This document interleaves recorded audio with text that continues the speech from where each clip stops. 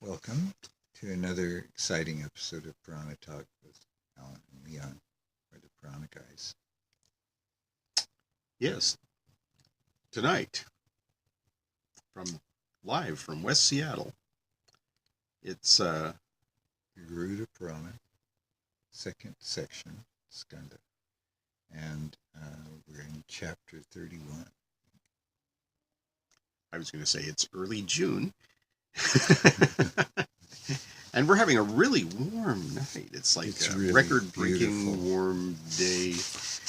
Yeah, right now it's really nice. The sun's going down, and it's so enjoy it with us vicariously. It is chapter 31. Same title as the last one, I believe, on bestowing gifts. Yep, same title. So, and this is all about gifts given to make the passage in the afterlife easier. Some of which it was recommending you could go ahead and just do for yourself. Yeah, do it now, get it over with while you're still alive. You know you can do it. You'll rest assured that It'll all be good. your reservations in Yama's abode will be in a decent hotel. Attached bath, Western toilet. 1. Men tainted by sins go to Yama's abode. A gift made in my name accords endless benefits. A gift made in Vishnu's name or a gift made? Well, you know, Vishnu basically has been doing the talking lately. Yeah, Garuda asks a question, it goes on for a chapter or so, and then Vishnu answers, and that goes on for several chapters. Right. That's mostly what's going on now. So it's Vishnu. It's Vishnu saying, in my name, make a gift in my name. You get endless benefits and fraud protection. So men tainted by sins go to Yama's abode. You know, which kind of begs the question, doesn't everybody go to Yama's abode in some sense? I mean, Yama is the Lord of Death, his abode. But there's sort of this notion that if you're lucky, you might just not have to stay in, I don't know, in the bad neighborhood at least when you go there. You can stay in a 5-star Yama's abode hotel. Well, they've and he has these various cities. That there are these pleasant and less pleasant places to be in the death realms. And I would tend to agree with that, just as a practitioner that goes through these realms myself. There are places I want to hang around more than others. Yeah. But the one where the blades of grass lacerate you when you walk. I don't want to go there. No. Okay, well, we you know, so much more will be clear if we just go on. But 2, a person who gifts plots of land stays in heaven for as many years as the number of steps the land measures. There you go. There's something tangible. Those who make gifts of sandals go seated on horseback. All right. So what? We're in 2. Was the land one? It's all in 2 now. So gift of land. And how many steps it is? Yeah, how many steps the land measures is how many years one can stay in heaven.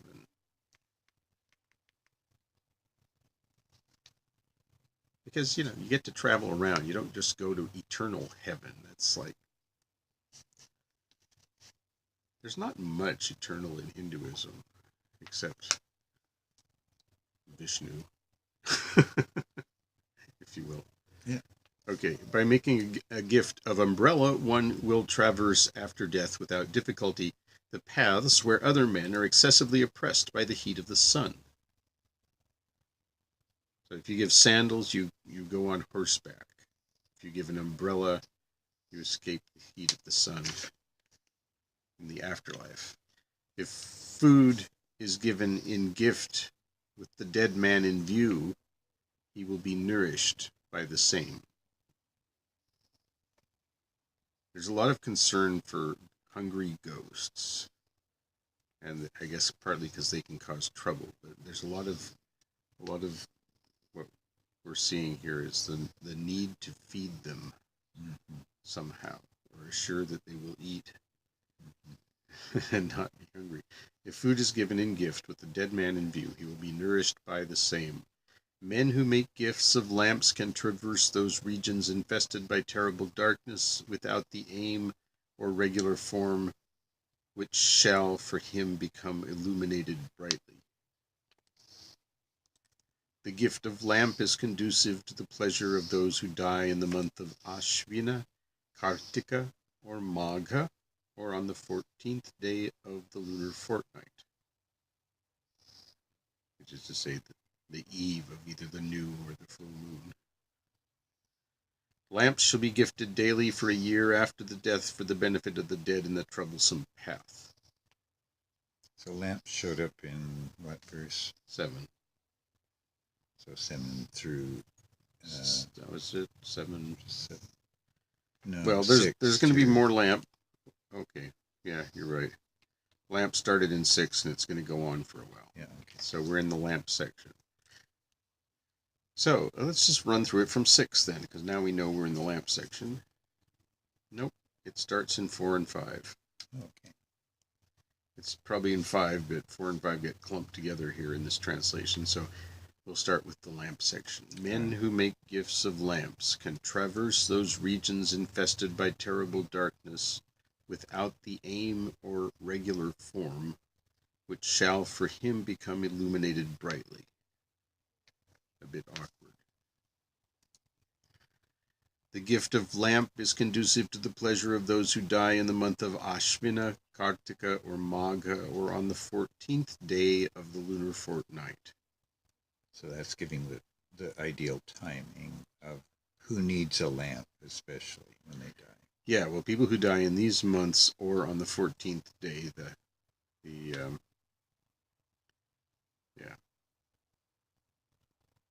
Chaturthi. That's the 4th. Chaturdashi, the 14th. And since the 15th is kind of the 0 day, it's either the new moon or the full moon. 14th is the eve of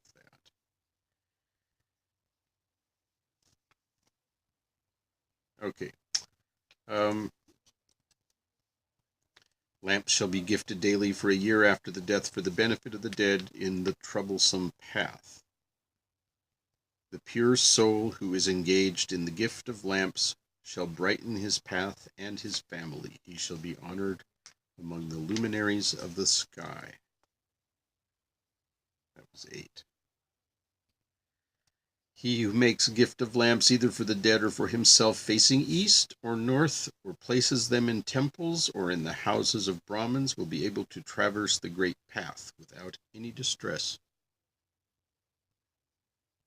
He who makes gifts of seats, vessels, or foodstuffs to Brahmins goes along the path happily and enjoys everything. So we've left the lamp section. Right. We're in seats now. Well, we've done seats. We're in other gifts, I think. Because now 12, by making a gift of water jar, the thirsty shall drink water. Vessels, clothes, flowers, rings shall be gifted on the 11th day for the dead to attain the highest goal. Thus, those who wish the dead well shall make gifts of the 13 articles according to their ability. The dead 13 articles. All right. The dead shall be pleased thereby. Foodstuffs, jelly seeds, water jars, 13 in number. A ring, pair of clothes should be gifted in favor of the dead to help him attain the highest goal. He who makes gifts of a horse, a boat, or an elephant to Brahmins will become happy. He who makes a gift of buffalo sojourns in many worlds. A she-buffalo, the mother of the vehicle of Yama, accords benefit. A gift of betel leaves, together with flowers, increases the delight of those who are in Yama's abode. Being delighted with that, they do not harass him. The man who gives according to his ability gifts of cows, plots of lands, gingelly seeds, gold in an earthen jar full of water, with the dead in view, attains the fruit of the gift of 1,000 water jars. If a person makes a gift of clothes, the awe-inspiring, terrible emissaries of Yama, black and tawny in color, do not threaten him. By making gifts of potfuls of foodstuffs, one shall be happy in those paths which one should otherwise have to traverse exhausted, utterly, and oppressed by thirst.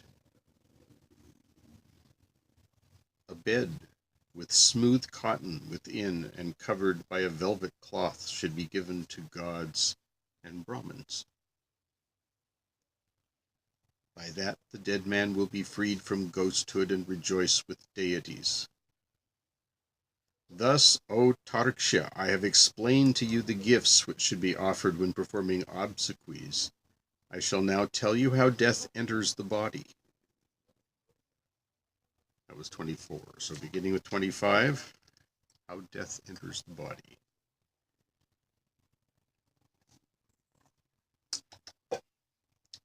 Death is inevitable to all living beings in this mortal world. O Lord of birds, when the living beings die, the vital air shrinking to its subtle size comes out of the throat. It may escape through any of the 9 apertures, or through the pores of hair, or through the palate. The subtle soul escapes through apana in the case of sinners. And apana is footnoted, one of the 5 life winds in the body, which goes downwards and out at the anus. The other 4 are prana, samana, dhyana, and udana. Again, this was apana. When the vital air escapes, the corpse falls down. When struck down by death, it falls like a tree bereft of its support. The earthly matter becomes merged in the principle of fire. The gaseous matter becomes assimilated in the principle of wind. The ethereal matter gets dissolved in the principle of ether, and the all-pervasive soul gets merged in Shankara, Shiva. And I'm wearing my Om Namah Shivaya shirt. Just saying. 30. The 5 vices, passion, etc., and the 5 sense organs, O bird, are the villains stationed in the body. The thieves in the house, they're often alluded to in this sort of symbolism. Is that they're the ones got to look out for. Passion, etc. It doesn't name them right here, but lust, anger, and egotism are led by the mind, which is the annihilating agent in collusion with merit and demerit. Think about that. The form of the universe is evolved out of one's own activities. The next body it transmigrates to is also the result of its merits and demerits. Just as a householder enters a new furnished house after the former has been burnt and destroyed, so also the soul enters a new body endowed with all objects and the 5 sense organs. Many are the excretions and discharges from the body, including feces, urine, bile, phlegm, marrow, flesh, fat, and semen. These, together with the bones and sinews, are burnt along with the body. O Tarksha, thus the position of these in all embodied beings has been clarified. Now I shall tell you how the body looks like.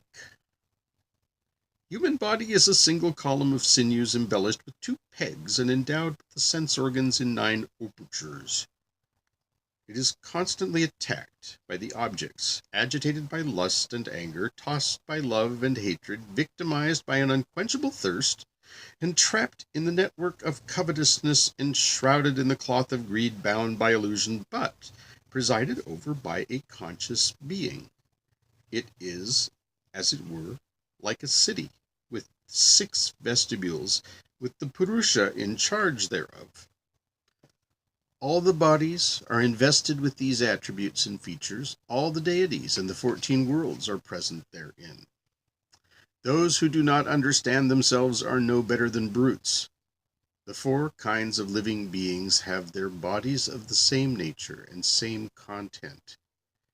8,400,000 varieties of creatures were created by me formerly. They are Svedajas, insects, Udbhijas, plants, Andajas, birds, and Jarayujas, born from the womb, O sinless one. I have thus explained what you asked me. And, it's not really, it's saying these are insects, these are plants, but what it means is, born of sweat, born of seed, born of egg, born of womb. It's as if some things are born of sweat. I'm not quite sure how that works, but that's what the words themselves mean. This Ja is born of... Well, salt comes out of the body, that I can see where you might get exudates. You know what I mean? Yep. There's a footnote in the interest of thoroughness in our scholarly task of conveying this text to our adoring fans. Footnote 1 is to all the deities and the 14 worlds are present therein. 14 worlds will now be named. Roughly speaking, there are 3 lokas: heaven, earth, and nether region. But according to fuller classification, the lokas are 14, 7 higher regions rising from the earth, one above the other, and 7 lower regions descending from the earth, one below the other. Now, one might notice that this would be 15. You have the intermediate, or a place where they meet. Well, they say there's 7 above and 7 below, and us, where we are on the Bhuloka. Right. Earth, right? Well, but where we are, maybe where they meet. Or maybe this is like the first, I don't know. Maybe this is the lowest heaven, or, the 7th heaven. Right. This is where you get that expression, the 7th heaven.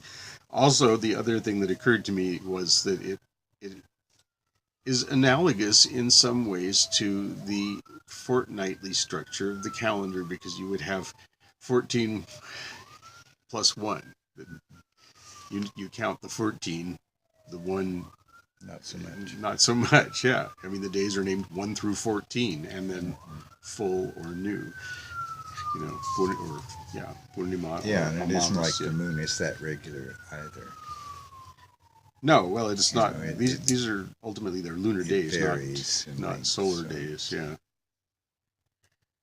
Okay, so 14 worlds, roughly speaking, 3 logs, heaven, earth, and nether region, but according to fuller classification, the logs are 14, 7 higher regions rising from the earth, one above the other, viz. Bhu, Bhuva, Svaha, Mahaha, Janaha, Tapaha, Satyam, and 7 lower regions descending from the earth, one below the other, Attala, Vittala, Sattala, Rasatala, Talatala, Mahatala, and Patala. The low one, Patala. Okay. That's all I wanted to add there. Well, it seems that, there was more of the same sort of thing we had last time about give this and you can avoid that. It was interesting when it went into the 13 water pots. I thought that was an interesting I was playing with 13s for a while, and it ends with 14s, It's like, yeah. Well, and 11s, or the day. And 12s. I mean, it's into these numbers. It's very interesting. I had an early fascination and started taking notes on numerical references and realized that I could do this for several lifetimes, and yeah, what would I accomplish? I've been finding some of these card catalogs you made. Yeah. All right. Yeah, okay. Very good. Thanks for joining us. Yes.